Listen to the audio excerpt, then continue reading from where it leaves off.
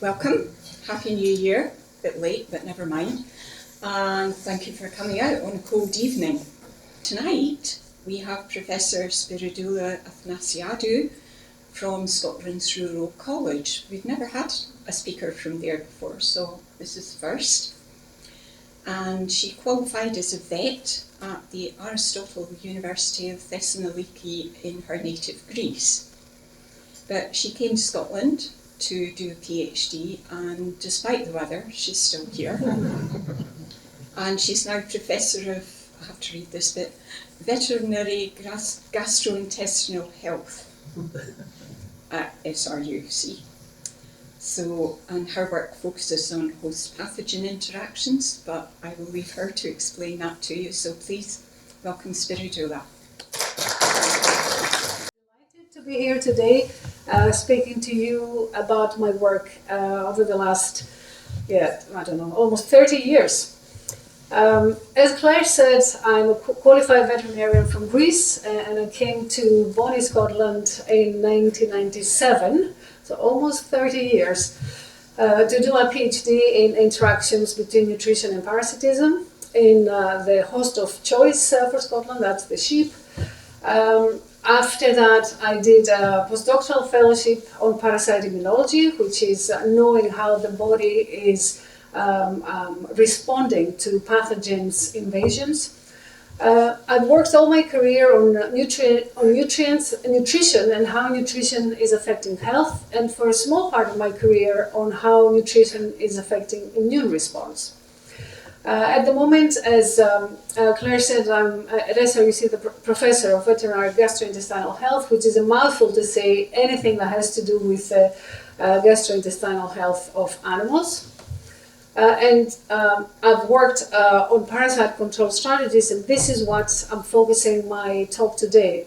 I've worked on other things, but that has been the bulk of my career.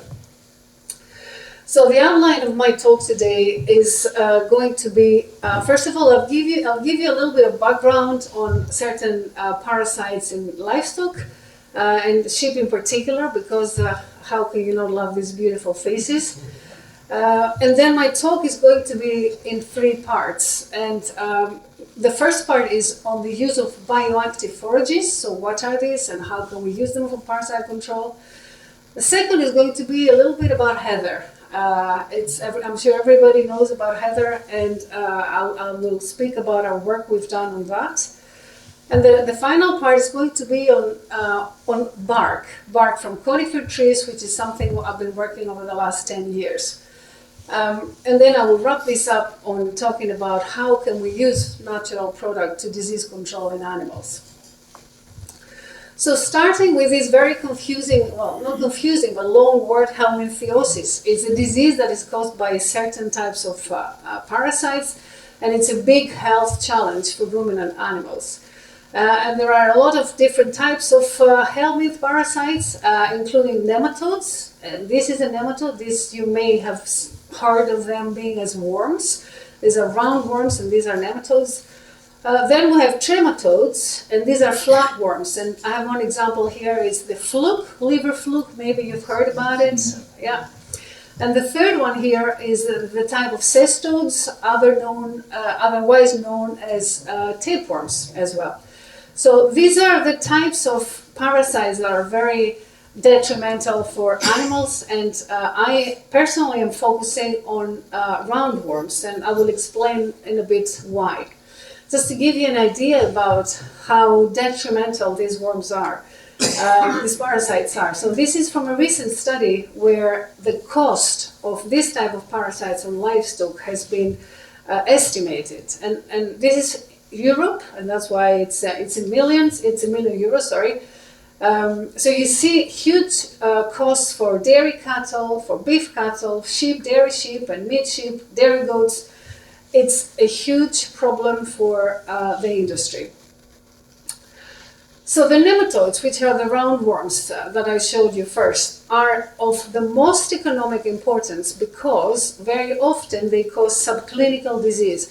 And when I say subclinical disease, is you can't tell obviously that this animal is sick. So what happens is maybe they don't eat very much, they don't put much weight, So the disease goes unnoticed, but this has consequences both in terms of economics, but also in terms of environmental input, because it takes longer for the animals to finish, to reach their mature weight, and that has impact on greenhouse gas emissions and everything else that's related to prolonged productivity.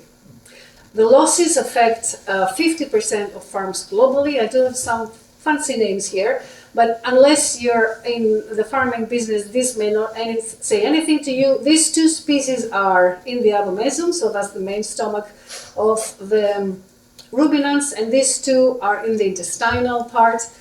And the penalties are related to weight gain, but also milk production, wool growth, and carcass quality. So there is negative effects throughout. I put this here, what is the life cycle of parasites? So just to because I'll come back to this in a minute. So this is a grazing sheep, and this is the infective larvae of the parasites. We call them L3. They reside on the pasture, and the animals ingest them as they graze the grass and pasture. Inside the animals, these worms mature, and you have the adult worms that produce eggs, which are looking like that under the microscope.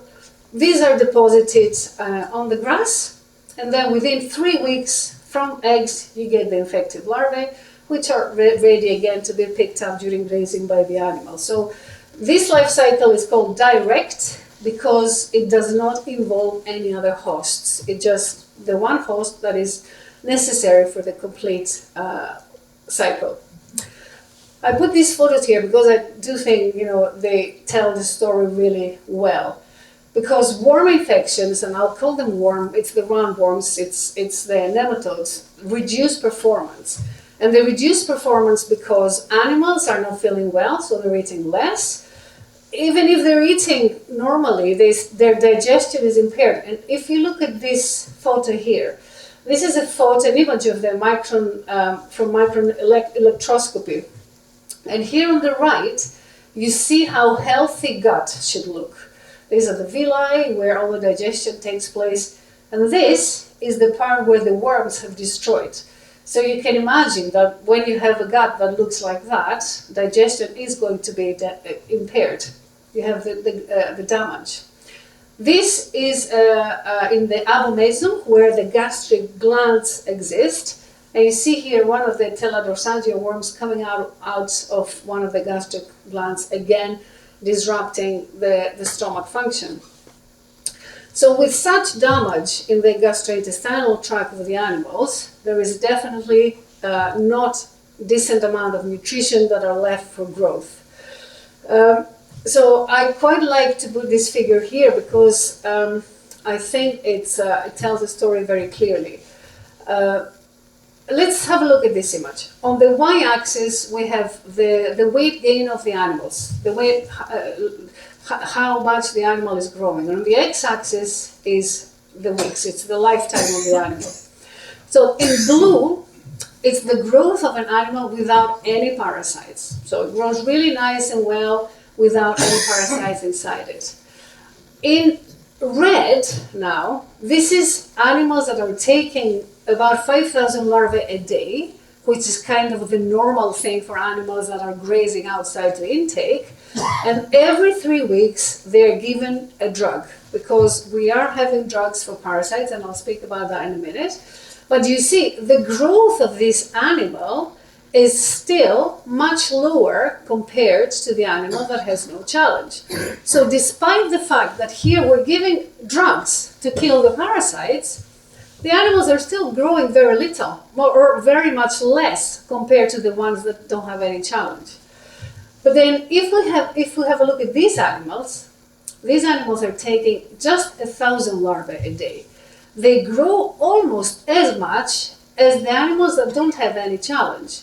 They don't take any drugs, and they still manage to maintain their performance. They get a little bit of worm challenge to allow their immunity to develop, so they can get rid of the worms. And it looks to us that if we, instead of giving drugs to the animals and still penalize the growth quite a lot, we're better off to reduce the challenge in order to improve productivity. And this is the main route of research I have been taking throughout my career. How can we reduce parasite challenge to reduce drug input into the system and still not penalize performance? So I spoke about drugs, and there are some drugs that are available for parasite control, and these are many different categories. However, as it happens with antimicrobial drugs in humans, and you will know the stories very well, there is the problem of resistance. So the drugs don't really work anymore. Very quickly after they are launched, there is development of resistance, and they become pretty much ineffective. So we don't really have a lot of choice except to try and find other ways to control parasitism in livestock. So here is our usual sheep, and here are the worms in their guts. They're producing the eggs. The eggs are developing in L1, first stage larvae, second stage larvae, third stage larvae, which are the ones they intake. And then you can see from that the life cycle can be split in two. There is one stage, if you want, of the life cycle that's inside the animal, and that's the parasitic stage of the life cycle, and one is free living, that is in the environment. So we can reduce the load of parasites either inside the animal or in the environment. And today, for this talk, I will be focusing on how we can reduce these parasites inside the animal to reduce parasite load on pasture. And I said previously, the first parts of the lecture is going to be on bioactive forages. And what is bioactive forages? When we talk about bioactive forages, we refer to plants that are able to reduce parasites' load if they're ingested by the animal. And usually these are rich in plant-secondary metabolites. These are certain compounds in plants that are able to kill parasites. And I've got some examples here. One of them is chicory. You may have seen it. This is the agricultural chicory. It's not the chicory that we humans eat. Then the next one is sainfoin. Again, if people are maybe having horses, it's very common to have sainfoin hay that is fed to horses. And the third one is lotus. And I will be focusing on the work we have done at SRUC over a period maybe of 10 years, a few years ago now, on chicory. This is a ewe and a lamb grazing on a chicory plot actually near Aberdeen in our organic farm at SRUC. And why did we decide to look at chicory? Chicory is very highly palatable, it's tasty, they like it. It has good nutritional value. It can readily grow in the UK. And there has been evidence to show that there is maybe some antiparasitic activity of chicory. So we thought, okay, we'll test the chicory and see how it does. So first experiments we did were with animals outside grazing either grass or chicory, and then we looked to see whether chicory grazing reduced their parasite burden. So indeed, the y-axis here is the parasite burden, the worm burden, and animals in red are the animals who are grazing grass or grass clover mixture, and animals in black are those that were grazing on chicory. So grazing on chicory alone, just by grazing on a different forage, resulted almost in 30% reduction in their worm count. And that was short term, so that was a couple of weeks grazing on chicory. Now in this experiment here, we monitored what was happening over a period of pretty much the whole grazing period, so 12 weeks. The measurement here is fecal egg counts, which is the number of eggs in the feces of animals that were infected. Again, in red is the animals that were grazing on grass clover, whereas in black were those that were grazing chicory. And you see, if we have a look, for example, at the peak of the fecal egg count excretion, The animals that were on grass clover were secreting about 600 eggs per gram feces, whereas those in chicory less than 400 grams. So again, almost 50% reduction in the eggs excreted by the animals just by grazing on chicory. And what about the growth of these animals? Was that also was the reduction of parasitism in these animals resulted in improved growth? And the short answer is yes, because this is the growth of animals that were grazing on chicory, about 200 grams per day. And this is the growth of animals on grass clover, maybe about 170 grams per day. And maybe 30 grams per day doesn't sound a lot, but if you multiply that with how many days it takes for an animal to be finished, and that by how many animals you have on farm, that definitely makes an impact for the farmer. The other thing we measured in this experiment is to see how much larvae we've got on pasture, because you remember from the life cycle, the eggs becomes larvae, which is what the animals ingest. So knowing how many larvae we have on pasture is very important. And this is from a study back in 2007, when at the end of the grazing season, there was almost only 1,000 larvae per kilogram grass in the chicory plots and almost about 4,000 in the grass plots. And then at the start of the next year, there was still a difference between the chicory and the grass, maybe less because the conditions of the grass plots were maybe not so good for the larvae, so the larvae reduced quite a lot on the grass. But still, the difference between the chicory and the grass number of larvae was quite big. So grazing on chicory also resulted in lower parasite contamination of the pasture for the next year. And then how does this translate for the farmer for the need to drench the animals with the anthelmintic? And we showed that if animals are grazing on chicory, have a lower need to receive anthelmintic drenching. So just over 1 per animal per year, and just about 2 per animal per year in those that were grazing on grass clover. So a big win in all the different areas that we looked. So the question we had is, how could chicory work?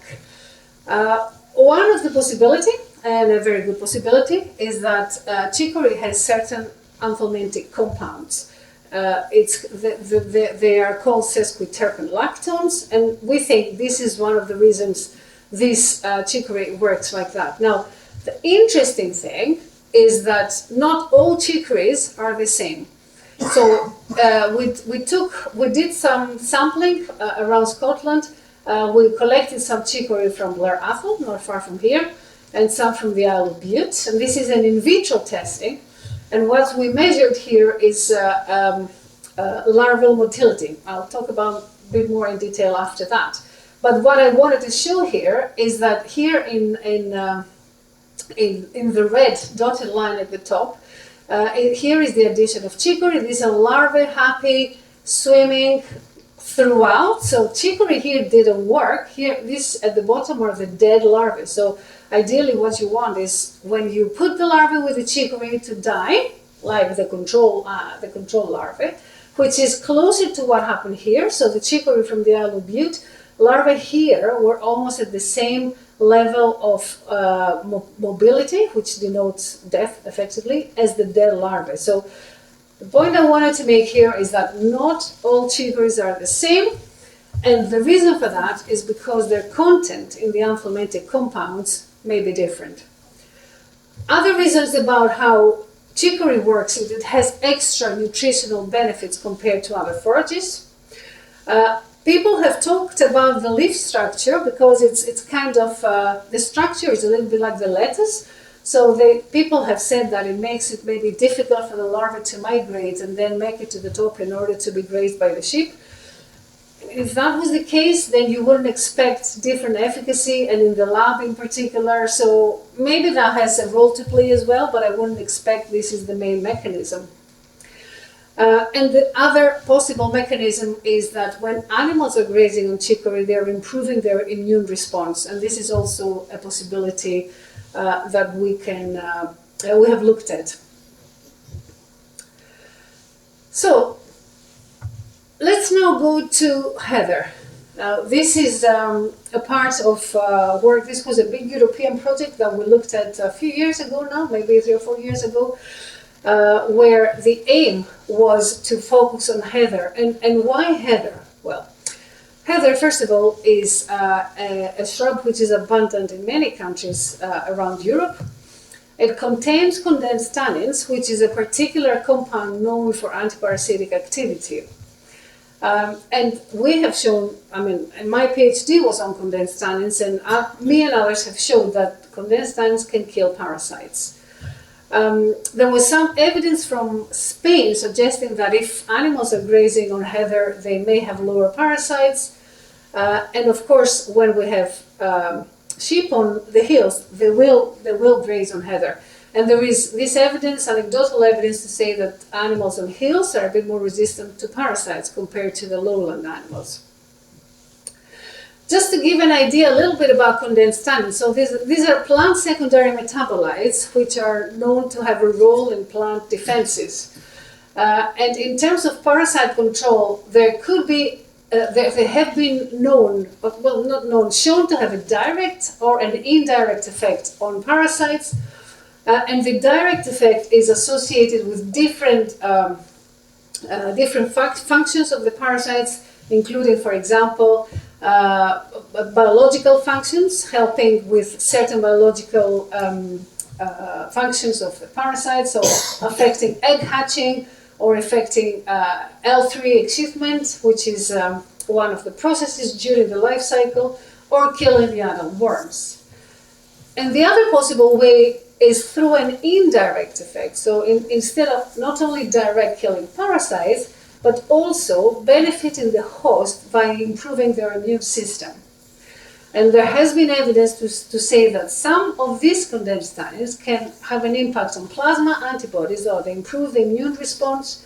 They also have an impact on having more mast cells, which are white blood cells, and globular leukocytes, which are other white blood cells. So 2 types of mechanisms for condensed tannins, and heather has a lot of condensed tannins. So that's why we decided to focus on that. And the first aim of this study was to test the impact of heather extracts on egg hatching in vitro. That's in the lab. So what we're doing, we are incubating together eggs and heather extracts, and we're looking to see if the rate of egg hatching is affected by the different extracts. So we collected heather from different parts of Europe. We collected heather in different parts of Europe. We collected over 2 seasons, in the spring and the winter, and we had 2 different parasite species, and I'll show you this here. One is the abomasal one I showed previously, and the other one in the small intestine. And these are the different countries where we collected from. So Germany was one, Switzerland, the UK, here we collected just outside Edinburgh, the Pentland Hills, where there was lots of heather. And Spain was in Germany. So Switzerland and France. So these 5 countries we collected heather from, and we compared the different types of heather extracts on parasite control. And I'm not going to show you too much. I only want to show you that, again, like chicory, not all heather is the same. So in our study, the UK heather was actually the one with the best efficacy. So it showed that heather extracts from the UK killed the most parasites, and extracts from Norway killed the least parasites. So again, a lot of variation in the different samples of heather collected across Europe. We also wanted to see what happens when sheep actually eat the heather. So we want to test the impact of heather on parasite load in the animal. And for that, we had animals that we let them eat as much heather as they wanted. We had it in inside, so we could control how much they were eating, and then we monitor the level of parasitism and the performance of these animals. So here is a baby sheep eating heather. So animals were given a big bucket of heather and they had access to it. They could eat as much as they wanted. We would always trim the most green part, so we wouldn't leave the stems in, because this would be the part they would eat anyway. And what we showed was that animals that were eating heather, and this is the light gray line, had lower fecal egg count, so it had lower number of eggs per gram feces compared to the control ones. And the control animals were just eating hay. And also when we were looking at how many eggs were shed out throughout the day, also these were different. The animals that were having the control hay here at the top had more eggs that were excreting throughout the day compared to the animals that were eating heather. So a big impact of heather on parasitism. So the conclusion from this part was that heather extracts had variable anthelmintic efficacy in vitro. If you remember, the UK best, the Norway the least. And the different nematode species showed variable susceptibility. Some worms were more susceptible than others. But it's important to say that when heather was consumed at 20% of feed intake, so animals had as much heather as they wanted, and they incorporated in their diet about 20%. They had a lower parasite load, but also they were eating a bit less compared to the animals that were not having heather. So they were incorporating it to a 20%, but still eating a bit less than the control animals. This is a little lamb that is eating heather. When we were at a farm up at the Highlands, and I was filming with Landward, actually, BBC, and I was lucky enough when we were there talking about heather, because we talked about heather and everything, and this little fella came and thought, oh, I'm going to have a little bite of that now. And the farmer actually did say that if their mums, if it's a hill flock, the mums will teach the little ones to eat. And maybe the fact that these animals are chewing on heather is one of the reasons hill sheep are more resistant to parasites compared to the lowland ones. Okay. So the third part of today's talk is about bark. Now, bark is very important, it's very significant for UK economy because it's a low-value byproduct of forestry, and they have in the majority of places they don't know what to do with it. They either burn it for biomass, for generation of energy, or they sell it in low-value garden centers and stuff like that. But bark is also very rich in these plant-secondary-metabolites. This is from a sawmill in Norway where everything started a few years back when I was asked to participate in a project where they were looking at bark efficacy against parasites from Norwegian conifers. But my love relationship with bark started from my PhD. This is from my PhD, where I looked at quebracho bark. So quebracho is a tree. It's a native in Argentina, and it's used in the tanning industry for many years. There was at the time reports from New Zealand to say that plants, legumes, and forages that are rich in condensed tannins may actually have antiparasitic activity, and quebracho extract is very, very rich in condensed tannins. So we made some diets to feed sheep that were with parasites with quebracho extract to see if that had an impact, and actually it really did. It reduced their level of parasitism by 50% within a few days, like a week, I think, or two weeks from the day we gave it to them. So 50% reduction in the level of parasitism, and also longer-term reduction when it was fed in the diets of parasitized animals. And then a few years back, I said this project from Norway came up, where we wanted to test many different the effects of bark extracts against a variety of different parasites. So one of them is the Cryptosporidium parvum, which you may know it causes cryptosporidiasis in cattle, and then that's a zoonotic disease. So we are also getting it from cattle. Humans can get it from cattle. And the other one is Eimeria, which is another protozoa in cattle. And also we tried different ovine nematodes, like the roundworms I spoke to previously. So this is how the eggs of nematodes are looking under the microscope. It's a lot of many little eggs. So what we did, for this project, we went around and collected a few bark samples. We focused on spruce and pine, collected over 2 seasons, and did extractions using 3 different solvents. And we tested it against, as I mentioned previously, Cryptosporidium and Eimeria. So this is some results from the Cryptosporidium, and what is clear to see is on the x-axis is concentration of extract or anything like that. So the top one is acetone, the second one is methanol. This is water extraction, and this is condensed tannins.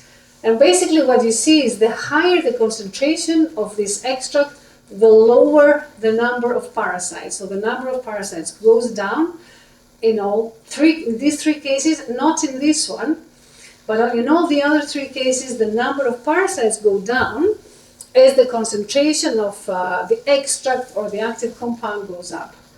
And it was a similar effect when we were looking at Eimeria oocysts, so other types of parasites, but still in the protozoa. And here you see this is the number of oocyst excretion when the animals were taking, this is actually in animals, in lambs, where the animals were taking the bark extract compared to the control, much smaller number of oocyst excretion when the animals were supplemented with bark. Here, I added this here because what I wanted to show, similar to what we saw with heather, where the animals were dropping their intake a bit, here also animals are dropping their intake when they're having the bark. It's a short-term reduction because they bring their intake back up, but for a few days after animals are given a bark extract, they're dropping their intake for a little bit. But the number of parasites goes down from the beginning. Other types of tests we did was the egg hatch test, which I mentioned previously, where we added the eggs together with the bark extracts, and we incubated to see how many eggs would hatch. If you see here, this is the extract of pine, and again, similar situation as the concentration of condensed tannins of these plant-secondary metabolites increases, the egg hatching decreases. So the eggs are not hatching as much as before. So this is quite important because having an antiparasitic impact by a forestry industry byproduct, it means that we could utilize this information for the benefit of agriculture. Bark could be used as feed additive, or bark extract could be used as a drench in a similar way as an anthelmintic drug. Or, that's another possibility, we could spray bark extract on feces of animals and then just kill the eggs and then not having any parasite contamination, or reduce, well, you always have, but reduce the parasite contamination. And this is the larval motility. I wanted to show you here.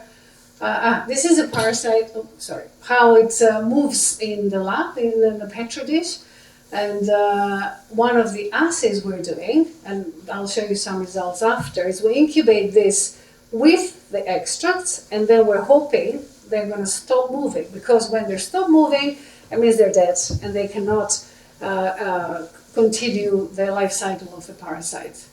So this is the other assay we were doing. We incubated larvae in bark extracts, and we monitor the motility after 24 hours. And this is from other type of, this is spruce and this is birch. And this is how the reduction of the movement of the infective larvae is shown. compared to the control. So this is after we're adding the bark extract or something else to make sure it's controlled. And you see this is how the motility of the controls is going, and this is how the motility of the of the larvae in bark is dropping. So we were able to reduce the hatching, so we're able to not allow the animals to, the parasites, the eggs to hatch, and also kill the worms. Now, the next thing we wanted to see is can we actually correlate the efficacy we were seeing with condensed tannins, or what are the active compounds in the bark? Is it just condensed tannins or is it something else as well? And then we collaborated with some chemists in this project from Norway, and we identified that in bark there is about 2,299 compounds that were identified. I mean, I couldn't believe it when they told me that.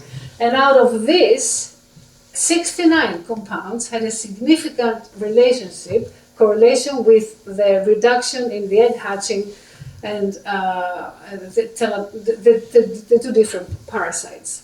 So the condensed tannins that we started looking for, because we thought they are the only ones that have an impact, were associated with a reduction to one of the parasite species, but not the other.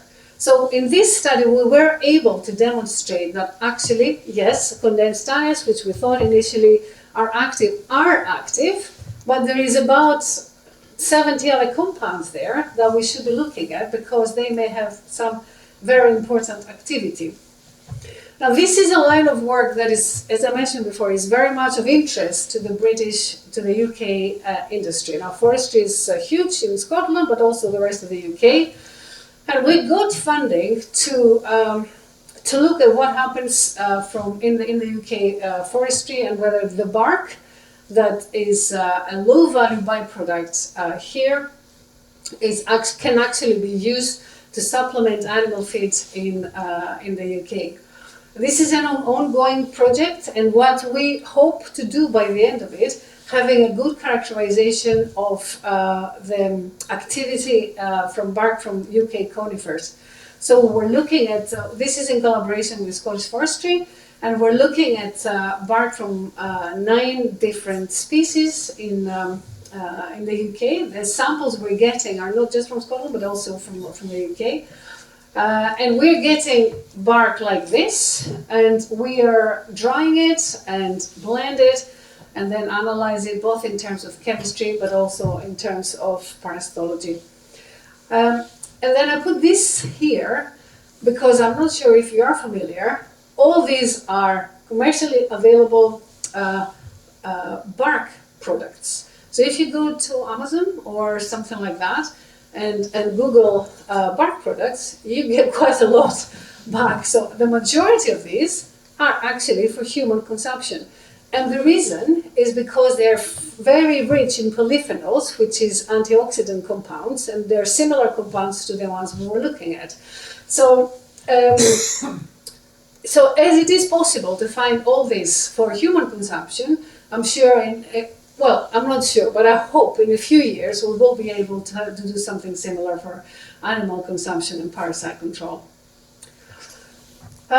As I'm approaching the end, I just wanted to spend a couple of slides because this is important, because it's not just the UK, it's the rest of the world that is having a problem with parasite control. And this is from a project, with another European project, where we're looking at alternatives for organic farming, because organic farming is obviously a very big part of the puzzle, where the use of anthelmintics is actually very strictly regulated. So particularly for these people, it's important to find some solutions which are not based on chemical control. And this is products from 3 different companies in Europe that are commercializing bark products for animal feed already. So this is quebracho, so the one we have been looking. I've been looking during my PhD. This is bark from chestnut. This is oak bark. Chestnut again from another company, and then cinnamon bark and cinnamon and garlic. So these companies are European companies. and they're commercializing bark products, not for parasite control, because that they cannot make these statements yet, but they are commercializing it for improved gut health and general health in animals. And the final slide I wanted to show you from here is because we recently received some more funding to actually to validate what is, okay, if we're using bark, take the low value byproduct to develop new routes for its use, how can we actually, would people ever make money from it? Like, would foresters be interested? Would sawmills be interested? And this is something that the industry, because I speak to the industry very often, are always asking, okay, how are we going to do it? How can we make money out of it? Is it worth our time? Is it worth our efforts? And what we're proposing to do is, this is the normal, if you want, route of use of bark. So we've got the timber here. So you have the tree here, that's the felled tree, and the timber is used for construction and anything else that's used. And this is the bark that normally goes for energy production and horticulture. So what we recommend is that at this stage, we actually borrow the bark. We borrow the bark, we do the extraction, we take the active things we want, then we take this to use for animal feed in agriculture, and the rest goes back to the normal ways they're using it, either to burn or for horticulture. So the recent funding we got is to do some feasibility, to see, is it possible, is it worth it, is it feasible to use bark in this way for parasite control. So to close, can natural compounds have a role in parasite control? They definitely do as part of an integrated strategy. Here is, I've got here just some worms. This is a clump of worms from the gut of one of the animals that we had to put down during one of our studies. They are quite horrific and they're causing a lot of trouble. So any means we have, any tools we have in order to help the fight against parasites is going to be very useful. We need to look a bit more into whether different types of plant-secondary metabolites have different activity, and they are maybe having complementary with each other. I mentioned that there were like 69 or different compounds that were associated with activity in our study with Norway.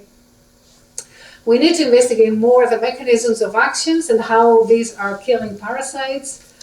And also we need to look at the interactions between some of the plant secondary metabolites and other nutrients, because, as I mentioned, in some cases you have a reduction in food intake, and this is not ideal. So some more work needs to go into this, but in my opinion, we need to be looking at more natural ways of controlling parasites in livestock. And with that, I will finish. Just acknowledge all my partners throughout the years, and the funding when we got from a lot of funding from BSRC, UK Rising, and EU, and a lot of different partners, both from forestry but also animal feed technologies, and the different universities that have helped with all the expertise. And thank you very much for your attention.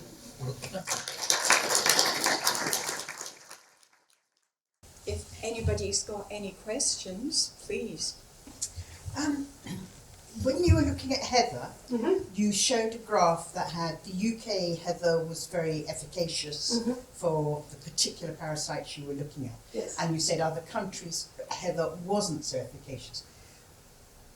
Have those other countries also tested their own heather on their own parasites in their own countries and found a different thing? I mean, if we are using Norwegian heather on UK parasites, if the Norwegians use UK heather on Norwegian parasites, does the graph change? Sure. Is one of the questions. A second question is, later on you were talking about the bark and how for one particular parasite the bark was again very efficacious, but for, this was on your graph, that had 69 other components. Yes. On the other, but it was very, the other parasite, it had only 4 That's instances. right. Yes. Yes. So again, it's not a one size fits all. There's, are you able to say a bit more about what all these differences are and Yes. why you're seeing differences either in different countries or against different? Yes, I mean, that's a great question. Let me answer the first part first. We haven't done what you said. So we haven't, we collected all the heather and it was sent to us. Okay. So it was all tested with our parasites. It's not that the others were tested the same heather with their own parasites. Okay. And there will be genetic differences in the parasites. Exactly. Absolutely, that may have an impact on the results. Absolutely, Okay. but we haven't done that, so I'm not sure. Okay. Yeah, the second part, there is definitely a lot of variation in first of all in the concentration of these active compounds. There's a lot of variation, so even bark. I mean, we're testing all the different barks now. We have like 10 or 20 samples of pine, let's say. Not all pine will have the same efficacy against the same parasites. There is a lot of variation there, and that's one of the reasons we have to try and capture all this variation, understand it, and then use it. What we want to do is use a model to predict which bark may be active against the parasites and which is not active. So this is a lot of work that has to be done in order to characterize the variation. And you're right, there's a lot of variation, not just from the parasites, which will be the genetic susceptibility or resistance depending on the different parasite genetics, but also from the bark or the heather or from the plant point of view. Okay. I was wondering, have you tried yew at all? Because when we moved house, we planted a hedge, Yes. and we thought we'd put some yew in it because we'd always been told that deer don't eat yew. They do. They loved it. They absolutely trashed it.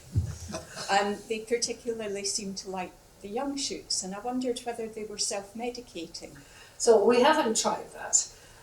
Self-medication is a huge, as you know, it's a huge question for livestock because self-medication has been shown in maybe some primates. We did try to test the hypothesis that sheep can self-medicate on 3 separate occasions, but we were not able to demonstrate it. So for sheep, I'm not sure if it was our sheep or it was our method, our protocol, I don't know, but we were not able to. But of course there is evidence that other animals can self-medicate. But we don't breed sheep for brains, do we? Oh, no, we don't. No, that's correct. Yes, yeah. In the same line, there's always been interest in the role of willow. Yes. And I was wondering, I didn't see willow in your list of species, but as a farmer, you can certainly see the effect that young have learning from their mother as to what they eat. Yes. So there is a question in management terms of how you expose the animals and how you learn them to an environment. That's one question, and the other is more specifically around willow. Yes. Absolutely. What you said about the mothers to be able to teach their offsprings of all this is very significant. And as I mentioned previously, maybe that's why hill sheep are doing better because they do have more of this thing. You know, moms are going with their little ones for longer compared to the lowland. Willow is an interesting one because it comes up pretty much every time I speak about these things. And interestingly, I never had any funding to check willow. But willow has a lot of these compounds as well. So, and actually willow is of a great interest to the UK farmers. So I should find a way of looking at it. But I fully agree, and I am aware of willow. It's just one of the things that, it just hasn't happened yet. Yes. Yeah. Yeah. This is possibly a stupid question that says more about my lack of knowledge of biologically things. Okay, Yeah. but at the moment, at the beginning of your talk, you said that conventional drugs, that the parasites develop resistance to them. So the parasite's going to develop resistance to the chemicals that are in bark and heather. This is not a stupid question at all. This is one of the things we have been wondering as well. Now, what drives the development of resistance is the high evolutionary pressure. So drugs have an efficacy of 99.9%. So the 0.1% that is kept is resistant from the start for whatever reason is very it receives a lot of pressure, and it's whenever it goes through passage the animals. This is how the resistance develops, because there is a lot of evolutionary pressure. Now, we don't have this kind of efficacy, as you saw, maximum 50% of in most cases, the maximum we see is 50% reduction. So quite a large population of worms are going to be susceptible. So there's not so much evolutionary evolutionary pressure for resistance. Having said that, maybe eventually, at some point, they will also develop resistance to chemicals from bark. But it's so the anthelmintics. It's crazy. The companies do not want to invest in new anthelmintics because they know that in 2 years' time they've got resistance. Yeah. It's a battle that they can't really win. Yes. I wonder, have you tested any sheep that eat seaweed? Yeah. Because there's a few places in Scotland where they do.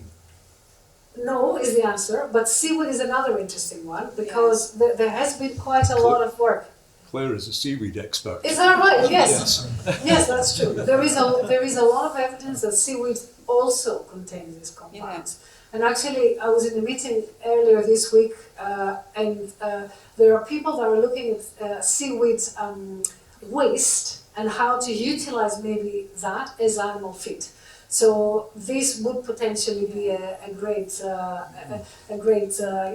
thing to look at. But personally, we haven't looked at seaweed, but I know other people have, and they have looked at antiparasitic activity, and they definitely have some of these compounds. It's the other aspect of that is that I don't eat lamb, but I know that sheep that graze on seaweeds or salt marsh, they have a different taste. Yeah. So does something like the chicory. Yes. Yeah, I did actually have the slide, but I took it out because I thought it was getting too long. But yes, we did check about chicory flavor, and actually this is Jos's work. Yes, So you can see, yes. So I was not only meant to be the photographer and Spiridoula Party, but I'm also working in this area.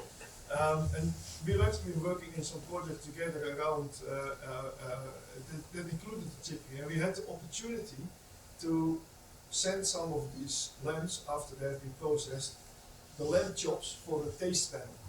Because we were wondering, we were asking here as well, when chicory was mentioned, and you were also saying that it's not the chicory what you and I eat as a salad, but when we do, it tastes a bit bitter. And we were worried that there was going to be an off flavor on the meat. So we had some extra funding to test in the taste panel what is the outcome of the impact of chicory on meat flavor and etc. And what's our surprise, if anything, it was better. Yes. And the interesting thing was, it's to this day we've not solved, because like Spiridoula, we often ask for money for funding and we do not necessarily always get it. But in those trials, we saw the difference in effective chicory on lamb flavor only in female lambs, not in male lambs. And what do we know from female lambs compared to male lambs? They're a bit fatter. Yeah? Because male lambs generally have less fat, and in the fat is more of the lamb taste, etc. Yeah. And that opens an interesting question, but we never got any further. But the good thing is, no negative. There was no negative, and there was improvement in juiciness, wasn't it? Juiciness and tenderness. Yes. Yeah. Yes. Should I invite your husband to the talk? He's asking for it, isn't he? I thought you were going to have soup to cook. Yes. Sorry, just one comment. what you've been talking about was my PhD and postdoc in the 1960s and 70s. Okay. And the actual anthelmintics were 99.9% effective, and you didn't have you dosed them in the spring before and after alarming, and they didn't have to do any more because they didn't even have worms in September. It was the chemical companies that kept wanting to keep dosing, and that made the resistance grow. There was absolutely no problem. Yes. If they'd actually done it. It was, you're right, it was the often drenching, it was the inaccurate drenching. You know, farmers were really only drenching approximately, not as much as they should maybe, or something like that. And now we have this problem that, you know, many countries in the world, I don't know if you're still keeping in touch, are having multiple drug resistance. Australia, for example, they don't have any options anymore. And that's why some of the alternative parasite control strategies are thriving there. So they've now, I know that because they are partners in one of our projects, they just got permission from EFSA to commercialize Darlingtonia fragrance, which is a biological control for worms, and it's their natural enemy, if you want. It's a fungi, basically. That what happens on pasture is it creates a network of these fungi, of the spores, and then it kills the parasites on pasture. And this is the type of stuff they have to do now because none of the drugs works. Yes. You focused on chicory, but the other two plants that you highlighted, samphire and the lotus, which is birdfoot trefoil, have you done any work on those two as well? So we have done a few experiments on those two. Sainfoin a bit more. Maybe I should have. Yeah, we've done work on sainfoin. We haven't done a lot of lotus because we didn't think we tried, but it didn't like Scottish weather very much.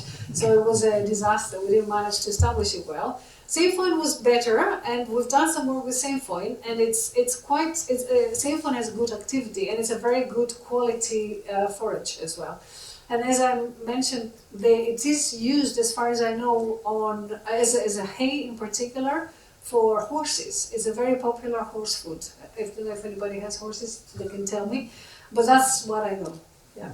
Sainfoin grows very well down in somewhere like the Cotswolds, Yes. where it's very high in calcium. Not so easy up here, where we've got a slightly higher pH. Yeah.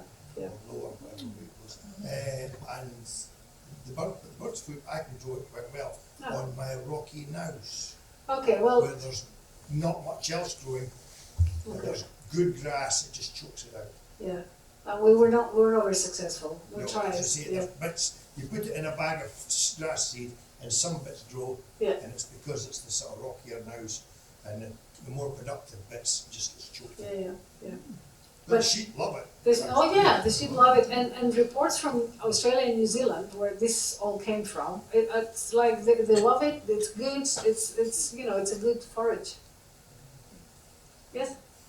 How much does movement of the animals help in suppressing parasites? I interrupt the life cycle of the parasite by moving the animal on before the parasite hatches. So this is a good point. This is one of the regular management tools that farmers are using. If they have the possibility, they rotate the animals. So they move them in different pastures and have them there for a few months, and then move it to one that is relatively clean, etc. So yes, these are things that are being done. You have to have land to be able to do that. And the other thing they're doing is they mix graze. So if they've got sheep, for example, also put some horses on or something else, so that because this parasite is relatively species specific. I mean, there's some crossover between cattle and sheep and goats, all the ruminants, but not so much with other animals. So definitely can do that. I have a vague memory, but you'll tell me if it's right or not, that horses, especially as wild animals, move partly to escape parasites. Is that true? Do you mean like avoiding places where parasites are? How do you mean? Well, it says that they won't graze in the same place for long. Yes. Wild herds of animals I'm not sure, I don't know about that, but what I can tell you is that there is in general a lot of work that has been done also for sheep, not just for horses, that they tend to graze in places where they don't defecate. And they get cues from the environment about that. So, for example, places where there's a lot of fecal matter, they are rich in nitrogen, so they grow more. And then although the grass looks really nice and tasty and stuff, they may not go because it's a place where they have defecated and there's lots of parasites. So there's lots of work that has happened around this whole area, but they do tend to avoid places where they poop, basically. But eventually, I mean, you can probably see it as well. When you go into a grass field, you'll see tussocks and places where they're more grazed than others. Yeah. Still, they do end up with lots of parasites, unfortunately. Any more questions? So I've been organising these Curious Minds talks for 10 years now. And at 12 a year roughly, that's over 100 talks anyway. Claire's been involved for the last 5 years or so? Anyway, we've got quite a bit of experience, and each year we sit down and we look at the topics that we're gonna put on. And I thought, sometimes I know what's going to be a good talk, and sometimes I think, oh, that topic, that doesn't sound so good. And then our chimpanzee speaker cancelled in December, remember? Dr. Federic had to call off. And at the last minute, we're thrown into a tizzy to find a replacement. And it's not easy at short notice to come with someone. And then we stumbled on Spiridoula. And I thought, parasites. Can we put a talk on worms? I mean, how's that going to go? Who's going to come along to a talk on parasites? And I thought, that sounds a bit, I don't really know. I'm quite comfortable with chimpanzees and black holes and, all these things. I thought, worms, is that going to be like when we put on a talk on quantum mechanics, and everybody's bamboozled. But I have to say that tonight, I was absolutely couldn't take my eyes off of the screen. It was fabulous. It was a great story. You're a very good speaker. You're a very good communicator.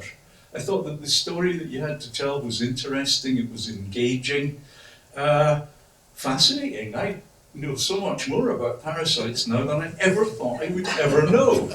Okay? And not only that, I know a lot more about heather and bark and bird's foot trefoil and all that sort of stuff. So I thought it was really fabulously entertaining and engaging and informative evening. And thanks for the questions. And the gentleman, I don't even know your name, but you did a PhD on the subject in the 60s. Brian Gold. Amazing, yeah? Just amazing. What a small world it is, yeah. And we've got a room full of farmers. You're a sheep farmer, I guess. Yeah. Gentleman up the back. Yeah. I'll look at the willow, by the way. Yes. Anyway, thoroughly enjoyable evening. Enjoyed it very much, and tremendous thanks for stepping up at the last minute. And It was my pleasure. Thank you very much Great. for having me. Yeah, and I'm going to contact your husband. Yes. And if you've got any other friends who are working on wacky, weird subjects, then go for it. Let me know. Sure. Thank you very much. If you could just show our appreciation in the usual way.